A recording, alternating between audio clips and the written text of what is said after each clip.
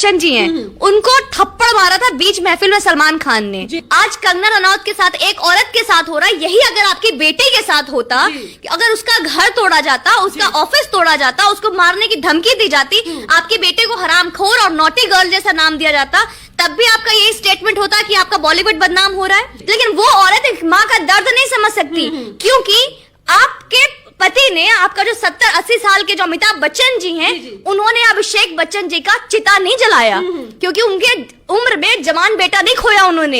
Madam, ये Bollywood industry को gutter तो बाद में बोला जाएगा, जो आप मुंह खोल रहे हो ना, गटर वाली बदबू आपके मुंह से आ रही है। सारे मर्द मर चुके हैं, कोई मर्द बचा नहीं, तो एक बूढ़ी आंटी आके आती है और बॉलीवुड का बागडोर संभाल लेती है, और पीछे जवान खून आके बोलते हैं जी बड़े होकर हम ऐसे बनना चाहते हैं। जया बच्चन जी, मैं सबसे पहला क्वेश्चन जो मैं पूछूंगी आपसे, कि आज आपको बुरा लग रहा है कि बॉलीवुड को बदनाम किया जा रहा है? इतने वर्षों से आप महाराष्ट्र में रहती हैं, मुंबई में रहती हैं, शिवाजी महाराज की नगरी में रहती हैं, तो यहाँ पे जो इतनी पवित्र भूमि जो शिवाजी महाराज की नगरी है, उनको बदनाम किया जा रहा है, महाराष्ट्र सरकार को बदनाम किया जा रहा है, उसके लिए बुरा नहीं लगा? चलिए, मैं मठ्ठा पुलिस की बात नहीं करती, मैं महाराष्ट्र सरकार की भी बात नहीं करती, महाराष्ट्र स्टेट को बदनाम किया जा रहा है, वो बुरा नहीं लगा आपको?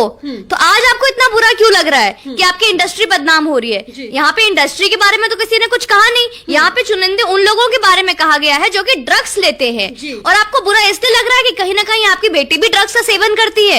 ये फैक्ट है कि उनकी बेटी भी ड्रग्स का सेवन करती हैं। तो मैं ये औरत से हम क्या उम्मीद कर सकते हैं, जो हमेशा से एरोगेंट रही हैं, एटीट्यूड दिखाते आई हैं, रूड रही हैं, इवन ये तो मीडिया तक से इन्होंने सही से आज तक पेश नहीं की है। तो मैडम, आपको बता दूं, आपका अस्तित्व सिर्फ इतना है कि वो अमिताभ बच्चन महानायक की आप वाइफ है, इससे ज्यादा कुछ नहीं है, ना आपके बेटे इस काबिल है जो कुछ कर सके। तो ये क्या स्टैंड लेगी महाराष्ट्र के लिए? जो आज तक अपने परिवार के लिए स्टैंड नहीं ले पाई, वो महाराष्ट्र के लिए क्या स्टैंड लेगी? और आज आइए बॉलीवुड के लिए स्टैंड ले दे। इसकी खुद की बहू जो ऐश्वर्या राय बच्चन जी हैं, उनको थप्पड़ मारा था बीच महफिल में सलमान खान ने। सलमान गैंग का नाम आज सामने आता है कि सलमान गैंग ऐसा कर रहा है, खान गैंग ऐसा कर रहा है। आज तक आपने हिम्मत नहीं जुटाया कि आप ऐश्वर्या राय अपनी बहू के लिए कुछ बोल सके। चलिए ठीक है, आज आपको मौका दिया गया है, आज आपके पास एक ऐसा मौका है जहाँ पे आप, चलिए देश के लिए नहीं, सुशांत भाई के लिए नहीं, दिशा साल्यान के लिए नहीं, पालघर के साधुओं के लिए नहीं, कम से कम अपने बहू के लिए बोल लेते, अपने बहू के लिए कि हाँ मेरे बहू को भी इसने मारा है।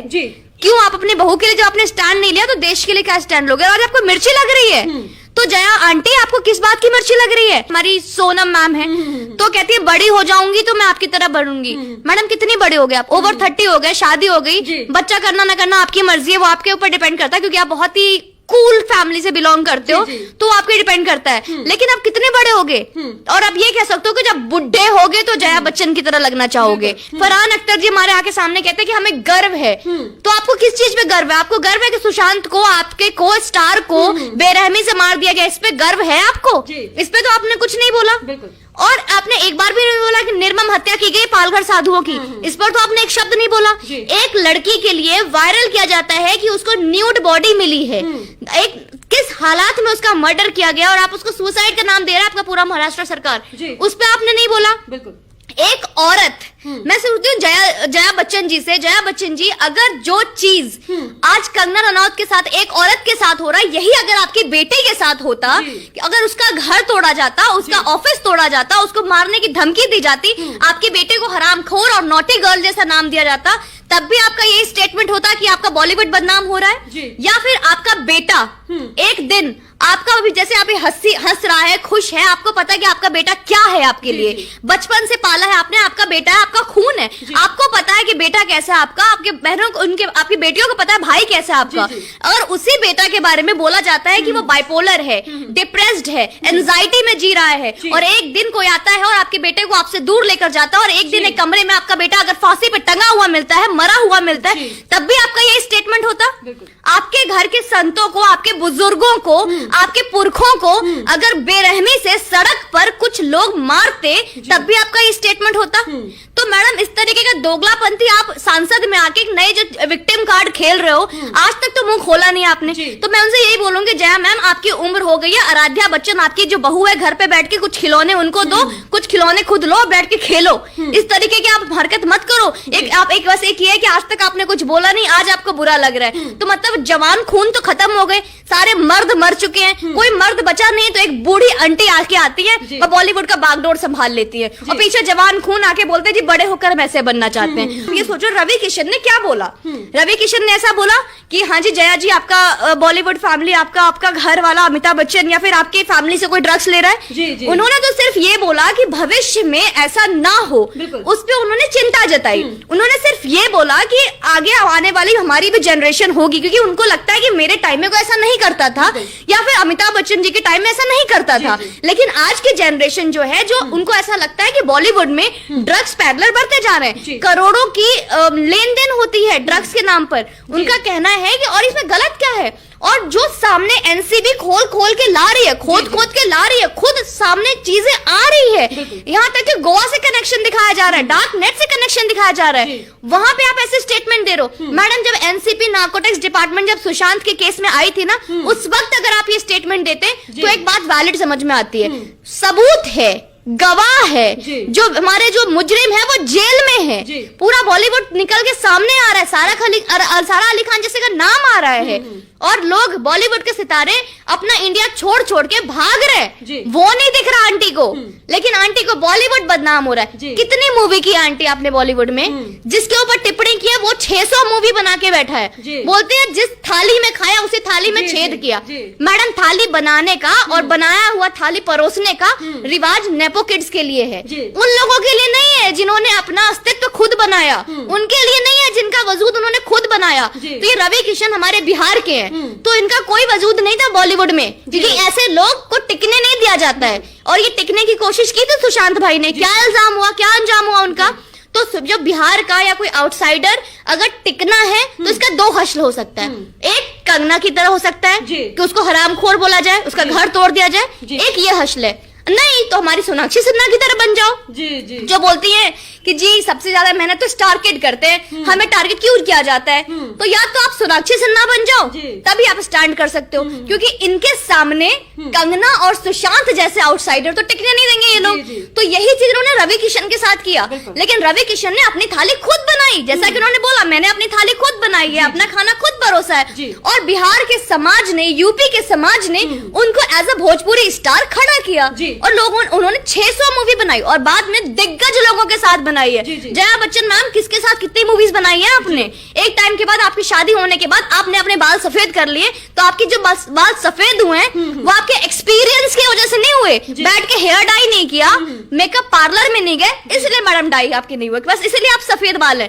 कोई धूप में आपने बाल नहीं उगाए, तो हमारे बाल अगर काले में है ना, तब भी मैं ये बोलूंगी मैडम आपसे ज्यादा दुनिया देखी है, क्योंकि हमने गरीबी भी देखी है, अमीरी भी देखी है, माँ बाप का दर्द भी देखा है। लेकिन वो औरत माँ का दर्द नहीं समझ सकती, क्योंकि आपके पति ने, आपका जो 70-80 साल के जो अमिताभ बच्चन जी हैं, उन्होंने अभिषेक बच्चन जी का चिता नहीं जलाया, क्योंकि उनके उम्र में जवान बेटा नहीं खोया उन्होंने, ठीक है, तो उनको दर्द नहीं होगा। माँ का दर्द क्या होता है, कंगना रनौत की माँ से पूछे, जो जब मुंबई आई थी उनकी बेटी, तो पल पल वो डरती थी कहीं मेरी बेटी को कोई मार ना दे, तो वो दर्द उन्होंने नहीं सहा है। तो ये दर्द जब तक वो नहीं झेलेंगी उनको कोई फर्क नहीं पड़ता है। बहुत इजी है, वो आती है 4 लाइन इंग्लिश में लिखती हैं और इंग्लिश में बोल देती हैं, this industry, this entertainment industry, this is something you know, यहाँ पे लोगों को बनाया गया, वही लोग बदनाम कर रहे हैं, गटर बोल रहे हैं। मैडम ये बॉलीवुड इंडस्ट्री को गटर तो बाद में बोला जाएगा, जो आप मुंह खोल रहे हो ना, गटर वाली बदबू आपके मुंह से आ रही है। आप ये तो देखो, आपको आम इंसान से महानायक बनाने वाला कौन है, तो ये बोलेंगे कैसे। ये तो शुरू से कांग्रेसी खानदान से बिलोंग करते हैं, जवाहरलाल नेहरू से बिलोंग करते हैं, तो कहां से आवाज निकलेगी, क्योंकि इनका तो खून ही पाकिस्तानी है। तो जिनके खून में हिंदुस्तान ही नहीं है, जिसका खून अपने देश का नहीं है, वो कभी नहीं हो सकता, क्योंकि अमिताभ बच्चन जी को बनाने वाला कोई और नहीं है। ये अजीत सिंह जी हैं, ये जवाहरलाल नेहरू जी हैं, क्योंकि उनको कोई मूवी नहीं मिल रही थी इनके हाइट की वजह से। तो इनके जो खून है, इनका जो नस्ल है, वो कांग्रेसी है। तो कांग्रेसी कितना सगा है अपने देश के लिए, ये दुनिया को पता है। जी जया बच्चन के हम स्टेटमेंट पे ही बात करते हैं, बोल रहे हैं जिस थाली में खाते हैं उसी थाली में छेद कर रहे हैं। तो मैं आपसे जानना चाहूंगी, कंगना ने किस थाली में खाया और किस थाली में छेद कर दिया। मैं कंगना जी के बारे में बात करूंगी। अगर मैं इनसे पूछूंगी, मैडम आपने कितनी मूवी काम की है कंगना के साथ, कंगना ने क्या संघर्ष किया आपको पता है। कुछ लोगों की टिप्पणी इस तरह के आती आती है कि पुराने वीडियोस वायरल कर रहे हैं। जी, जी। आप इवन सोशल मीडिया पे कंगना रनौत के बहुत सारे पुराने वीडियोस वायरल हो रहे हैं, जिसमें वो महेश भट्ट को थैंक यू बोल रही हैं, जिसमें स्टार्टिंग में जो उन्होंने मूवीज की हैं उनको थैंक यू बोलती हैं। तो पुराने वीडियोस उठाकर दिखा रहे हैं कि बिफोर आफ्टर, कि पहले कंगना रनौत इन्हीं लोगों को थैंक यू बोले नहीं थकती थी और अब इन्हीं के खिलाफ गटर बोल रही हैं। तो भारत बदल रहा है, हमने वो जिंदगी भी झेला है और हमारे बुजुर्गों ने आजादी से पहले भी अपनी सांसों को बंद नहीं की थी। पर इसका मतलब ये नहीं कि अगर हम गुलामी की जिंदगी जी चुके हैं, यहाँ पे रहने के लिए हमने अगर उन लोगों को सलाम ठोका है हमारे बुजुर्गों ने सिर्फ जिंदा रहने के लिए, स्टेबल होने के लिए, इसका मतलब ये नहीं कि उन बुजुर्गों का जो आने वाला कल है उनको सलामी ठोकेगा। अगर आज हम आवाज नहीं उठा रहे, कुछ लोग हैं जो इस चीज पे आवाज नहीं उठा रहे, क्योंकि ये जो आज हुई है बॉलीवुड में पहले से होता आ रहा है। दिव्या भारती मैम के टाइम हुआ, परवीन बॉबी के साथ हुआ, हमारे बुजुर्गों ने आवाज नहीं उठाई। इसी तरह आज अगर आवाज उठाई होती तो हमें फक्र होता कि जो चीज आज हम सुशांत भाई के लिए लड़ रहे हैं, शायद ही उन लोगों के साथ क्या हुआ वो सामने आता। तो ये देश बदल रहा है, वी नीड अ चेंज। तो अगर कंगना रनौत आज उनको थैंक यू बोल रही है और आज उन्हीं के लिए लड़ रही है, क्योंकि उन्हें भी रियलाइज हुआ द सेम वे जो लोग आज भारतीय मुझे देख रहे हैं, जैसे उन लोगों को रियलाइज हुआ कि जो मेरे बुजुर्गों ने सहा, झेला, आवाज नहीं उठाया, अब ये टाइम है कि हमें आवाज उठानी चाहिए और हम आवाज उठा रहे हैं। हम दिव्या भारती के लिए कुछ नहीं कर सकते, परवीन बॉबी के लिए कुछ नहीं कर सकते, शायद हमने जिया खान के लिए भी कुछ नहीं किया, लेकिन अब क्या ये जरूरी है? कुछ लोग ऐसे उठकर आते हैं, बोलते जिया खान के टाइम कहाँ थे मैम? क्यों जिया खान के टाइम क्यों नहीं किया? अब मेरा नाम सुमन पांडे है तो कुछ मुस्लिम लोग ऐसे बोलते हैं जिया खान के टाइम क्यों नहीं थे? सर, जिया खान में नहीं बोला, जरूरी है कि हम अब सुशांत में भी ना बोलें? एक गलती जो हमसे हुई है, अब वो जरूरी है कि वो गलती हम आगे भी दोहराएं? ऐसा बिल्कुल नहीं करेंगे हम। हमें अफसोस है कि हम बहुत सारे मुद्दों पे चुप रहे, हमें अफसोस है कि हम कुछ मुद्दों पे आवाज नहीं उठाए, लेकिन अब ऐसा नहीं होगा। और जब कंगना जैसी एक सेलिब्रिटी जिसके पास कई अपॉर्चुनिटी है चुप रहने के बाद, सह जाने के बाद, लाइन लग जाएंगे डायरेक्टर्स के, क्योंकि आज पूरी जनता उनके साथ है। तो जब कंगना जैसी सेलिब्रिटी जिनके पास इतनी अपॉर्चुनिटीज है, जब वो खुलेआम चेतावनी दे रही है, ललकार रही है, तो हम आम जनता क्यों चुप बैठे? तो ये जया बच्चन का जो जिन्होंने किया, कुछ नहीं है, एक फेक स्टेटमेंट है, किसी के ऊपर अटैक कर दिया। और जैसे जो इनके फट्टू लोग जो आ रहे हैं उठ के कि हम साथ है, साथ है, साथ है, भोंकने दो उनको, कोई फर्क नहीं पड़ता। क्योंकि अगर आज के टाइम में आप वोटिंग देखो तो मुश्किल से 5% वोटिंग इनके साथ है, 95% रवि किशन जी के साथ है। It's not about Ravi Kishan और जया बच्चन, ऐसे लोग हमारे इंडिया में अभी भी एग्जिस्ट कर रहे हैं और आपको हर दूसरे घर में दिख जाएंगे एक लोग जिनको कि ऐसे लोग बहुत अच्छे लग रहे हैं कि सुशांत का केस क्यों नहीं है, महंगाई पे कुछ क्यों नहीं बोलते, जीडीपी पे कुछ नहीं बोलते, और बहुत सारे आते हैं अच्छा जो मोदी जी कर रहे हैं उस पर कुछ क्यों नहीं बोलते, भारत में इतना कुछ हो रहा है उस पर क्यों नहीं बोलते। कुछ लोग कहानियां बना के भेजते हैं, हमें भेड़ और घंटे की कहानी सुनाई देती है कि इस पे क्यों नहीं बोलते। अरे भाई, जरूरी है कि हर इंसान हर चीज पे बोले, एटलीस्ट जो हम जिस पे बोल रहे हैं उस पे तो हमारा साथ दो। महंगाई का, जीडीपी का, इसके लिए हमने मोदी जी हैं। देश में हमारी वोटिंग हो रही है, आप जब वोट करते हो तो सोचकर बोलते हो, सोचकर वोट करते हो। आपने किसी को भी चीफ मिनिस्टर बना दिया, आज महाराष्ट्र में ठाकरे है, आपने इसको सोचकर वोट किया होगा ना, आप क्यों पॉइंट आउट करते हो? आज महाराष्ट्र के लोग भुगत रहे हैं ना, इक्का दुक्का है तो शर्म के मारे बोलते हैं जी हमें उद्धव ठाकरे जी पे बहुत ज्यादा गर्व है, लॉकडाउन पे उन्होंने बहुत मदद की है। सर, क्या मदद की है आपकी? मुंबई से सारे हमारे बिहार के जो लेबर्स हैं, अगर हमारे महाराष्ट्र के उद्धव ठाकरे सरकार जो है या दिल्ली का केजरीवाल सरकार है इतना ही मददगार होती तो हमारे जितने भी यूपी बिहार के लेबर्स है उनको धक्के मार के वापस गाँव क्यों भेज दिया गया? उनके क्यों वापस वो रोते गिड़गिड़ाते रोड पर आ गए? क्यों? अगर आपका सरकार इतना ही अच्छा है तो उस पर नहीं बोलेंगे जया बच्चन जी? क्यों जया बच्चन जी को कमी किस चीज की नहीं है? तो मैडम ये बात ठीक कही गई है, गरीब इंसान को सिर्फ रोटे की नहीं इज्जत की भी जरूरत होती है, लेकिन जया बच्चन मैम के लिए इज्जत, गरीबी, रोटी ये सब उनके परे है। एक स्टेटमेंट देना है उनको, बस वो उन्होंने दे दिया।